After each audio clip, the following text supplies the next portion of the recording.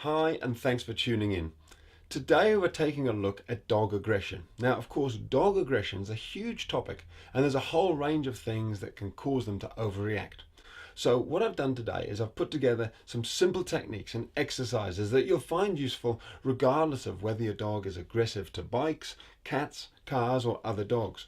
But the main thing that I really want to portray in this video is a concept, and it can be summed up in this famous saying: it's not what you do, but it's the way that you do it.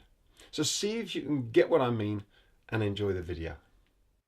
So in this consultation, I'm working with Tane. He's an 18-month-old Staffy Cross Mastiff, and his owner has asked me to come and assess him around other dogs because when he was about 8 months old, something like that, he started becoming a little bit dominant and aggressive. His owner kept him away from other dogs because he didn't want any trouble, and it's just sort of that period of time that he's been away from other dogs has got bigger and bigger, and now he really hasn't been around dogs for a long, long time. So I'm not taking any chances with him. We've got a muzzle on him, we've got him on a harness there, and I'm going to ask his owner to walk out onto the grass, and then I'll bring one or more of my dogs over, and I want to show you how I work this sort of situation. So the first thing we need to do is really keep control of the situation. So you can see I've got two of my dogs there on leashes. That's the two boys. They're very good, but the last thing I want is them jogging over to say hello, so I'll keep control of them with a short leash. You could use a long line. Inca there in the foreground, she's not going anywhere, so she's free to wander around. And of course Tane's on a lead. So you need that control to start with. The next thing to look at is the energy of the dog. So clearly my dogs are very calm and relaxed, which is brilliant. On a scale of 1 to 10, I'd probably put him down at a 2 or a 3. But Tane here, you can see his energy level is much more what I'd say is a 7 or almost an 8. 8 out of 10. His tail is upright. He's stiff and strong, and he's pulling towards my dogs. Not really what you're looking for. So when a dog's feeling like this, confident, strong, and almost looking for a bit of trouble and sort of wanting to man up, the best thing to do is give them some time. Just move them away. They're not ready yet. And time's on your side. As you'll see, Tane will calm down, but you don't want to bring him over to meet the dogs in question when he's in that sort of state. Now what I'm going to do here is a very simple technique, but it's very powerful. It's something I call stop, start, change direction. You basically put a lead on your dog, you walk them round and round, doing anything except for focusing on the other dog. In other words, I'm going to focus my dogs on the grass to the right and the grass to the left. Come on guys, let's go and smell the flowers. Tane's owner's doing the same, and you're going to see that just a few minutes of this is going to calm his dog right down. It's actually truly amazing. I'll show you a shot of before and after.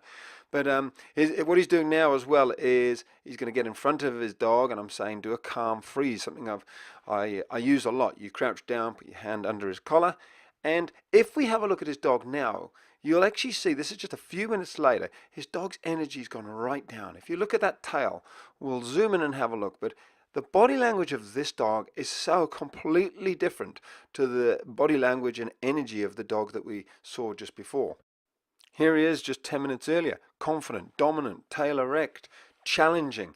You know, he's not, in this state, you don't want to be taking him over and introducing him to other dogs. It's only going to go pear-shaped. So you want to do a little bit of work with him, and 10 minutes later, here he is. Tail's in completely the other opposite direction, hanging down. He's relaxed. He's very inquisitive.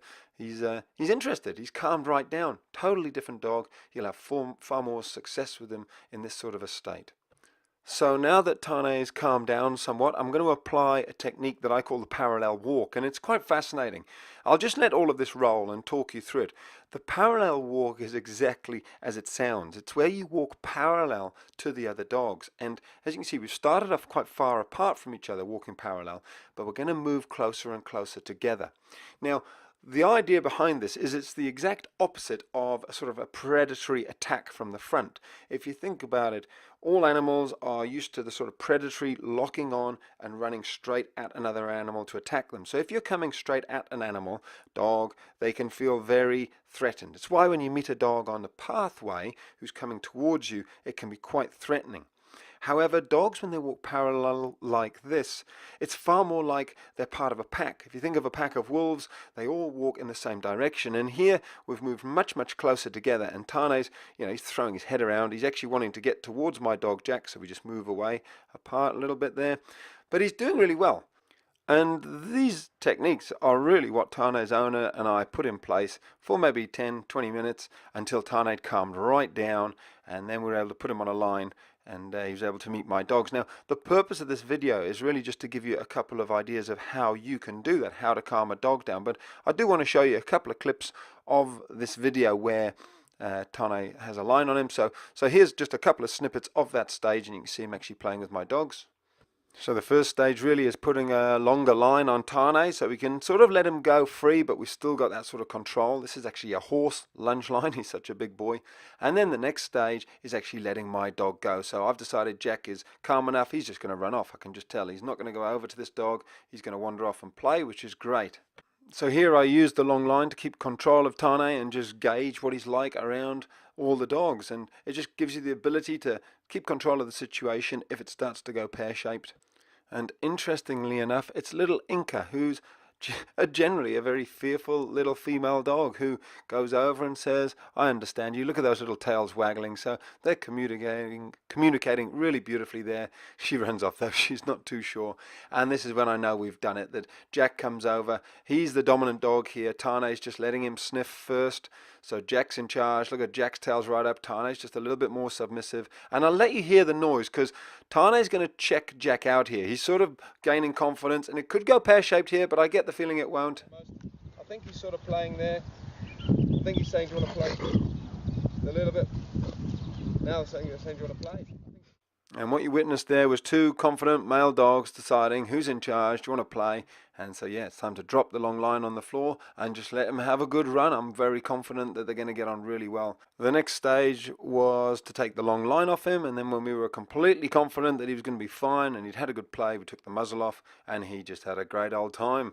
Here he is playing around with Inca, who's telling him to go away at this point. And he had a great fun play with Jack as well. You can see here they got on like a house on fire. So there you have it. In my opinion, Tane is a good dog. He's a lovely boy. He's sociable, but he has got that tendency to be a little bit dominant. So you do want to understand how to be the pack leader at home. That'll keep his dominance right down, and he'll be far more tolerant around other dogs. And some of the key stages in getting him off leash: first of all, we kept control of him at the very beginning using those leashes and the long line. Secondly, we were constantly reading the energy, the situation. Every situation was different, and if it wasn't right, then we just moved him away. So just walk away, focus on something else, and just remember, there's no rush. Take your time, because time is on your side.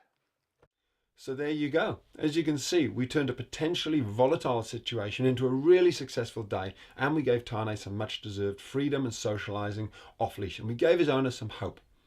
Back at Tane's home, I also went through with his owner the importance of leadership, because this will actually be the foundation on which the relationship is built. Now, let me clarify the key concept I referred to at the start, that it's not what you do, but it's the way that you do it. A concept which flows through all of that training in the video and all that I do. Basically, you've got to keep control of the situation. You've got to stay calm and take your time. That's all for today. See you tomorrow, and until then, have an awesome day.